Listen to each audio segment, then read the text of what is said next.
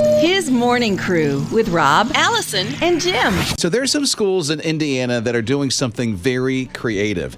You see, they have students just like here that go home on the weekends and they have no food whatsoever. The only place they're able to eat is during the school week for breakfast and lunch at school. So these schools in Indiana have gotten together and they're doing something with the leftovers because they accumulate a lot of food from breakfasts and lunches. So they've partnered with this nonprofit in Indiana. It's called Cultivate, and they're doing something about it.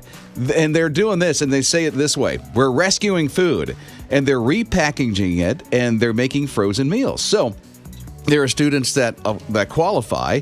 They're able to take home 8 frozen meals on Fridays so they can eat during the weekend. And I love the fact they're turning leftover school lunches and breakfasts and actually doing something to reduce hunger for a lot of these kids, at least in this one school district in Indiana. I think if it takes off there, that could spread and go to other places because there's a nonprofit that partners with them that actually does all of this kind of work. I don't see the school systems having a lot of time to be able to do that.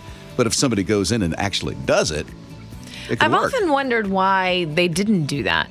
You know, there's so much food left over from just not even served food. Why you wouldn't just package it and save it? I go sometimes and eat lunch with Eli in 5th grade, and you'll see a lot of kids, especially if they're on some kind of medication, they're not hungry at that time. You know, and some lunches are like really early. Mm-hmm. You know, who can eat at 10:30 in the morning when you're usually hungry around noon?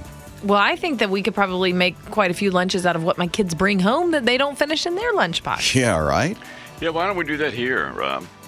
What, you and Send Jim home with food with on frozen the food on the Yeah. weekends? Yeah, Jim's just constantly hungry. Yes, It's I do. amazing. Right now.